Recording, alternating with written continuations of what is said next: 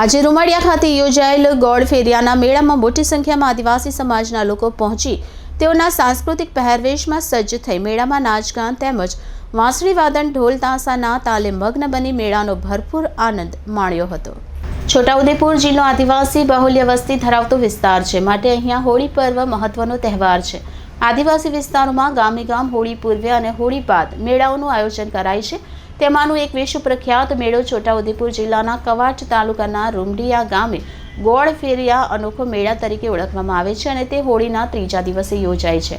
આજે રૂમડિયા ખાતે યોજાયેલ ગોળ ફેરિયાના મેળામાં મોટી સંખ્યામાં આદિવાસી સમાજના લોકો પહોંચી તેઓના સાંસ્કૃતિક પહેરવેશમાં સજ્જ થઈ મેળામાં નાચગાન તેમજ વાંસળી વાદન ઢોલ તાસાના તાલે મગ્ન બની મેળાનો ભરપૂર આનંદ માણ્યો હતો।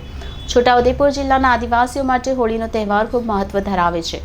તેઓ મજૂરી અર્થે ભારતના ગમે તે ખૂણે હોય, પરંતુ હોળીએ તો માદરે વતન આવી જાય છે।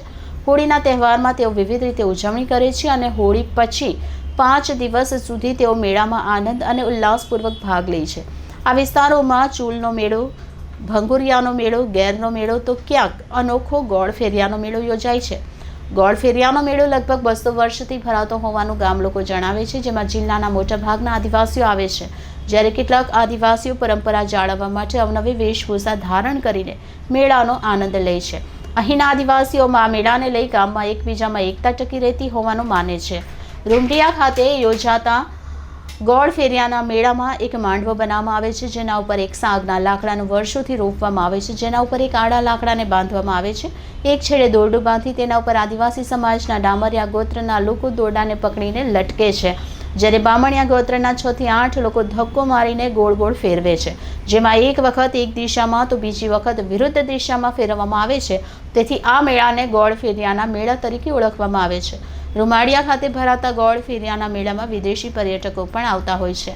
રૂમાળિયા ખાતે યોજાયેલા મેળામાં ગામની આજુબાજુના લોકો પરંપરાગત પોશાકમાં ઢોલ વાંસળીના તાલ સાથે ગોળ ફેરિયાની ફરતે નાચગાન કરતા જોવા મળ્યા હતા। ગામ લોકો સાથે વાત કરતા લોકો જણાવી રહ્યા છે કે એક વર્ષે સંજોગોવસાત ગોળ ફેરિયું નહીં કરતા ગામમાં ગંભીર પ્રકારનો રોગચાળો ફાટી નીકળ્યો હતો, જેથી હવે દર વર્ષે ગોળ ફેરિયાની પરંપરા નિયમિત રીતે યોજવામાં આવે છે। આ ગોળ ફેરિયા મેળામાં કોઈ પડી જાય તો પણ એને કશું થતું નથી તેવી આસ્થા સાથે આ મેળો 200 વર્ષ કરતાં વધુ સમયથી યોજવામાં આવે છે। ગામ રૂમડિયા, તાલુકો કવાંટ, જિલ્લો છોટાઉદેપુર, ગુજરાત રાજ્યની અંદર આવેલું અમારું પૂર્વ પટ્ટીનું ગામ, એટલે કે મધ્યપ્રદેશની બોર્ડરને અડીને આવેલું ગામ છે। અને અમારા અહીંયા જે અમારી હોળીનો જે તહેવાર છે એ દેશ અને દુનિયાની અંદર ખૂબ ઉત્સાહભર ઉજવાય છે, પણ અમારી આદિવાસીઓની એક આગવી પરંપરા છે જે અલગ રીતે અમે ઉજવીએ છીએ। અને આ હોળી જે છે એના પર્વના ત્રીજા દિવસે અમારા ગામની અંદર આ ગોળ ફરિયા તરીકે ઓળખાતો મેળો ભરાય છે અને સાથે સાથે ચૂલ ચાલવાની વિધિ પણ ચાલતી હોય છે, એટલે ચૂલના મેળા તરીકે પણ આને ઓળખી શકાય।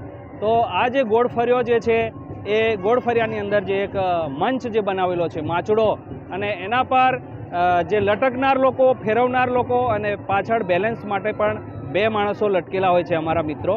એ અલગ અલગ અમારા ગામની અંદર લગભગ 25 જેટલી જાતિના ગોત્રના લોકો રહે છે। એમાં બામણિયા ગોત્રના લોકો ફેરવવાનું કામ કરે છે અને ડામરિયા જ્ઞાતિના લોકો લટકવાનું કામ કરે છે અને તળવલા જ્ઞાતિના લોકો પાછળ લટકીને બેલેન્સ કરવાનું કામ કરે છે।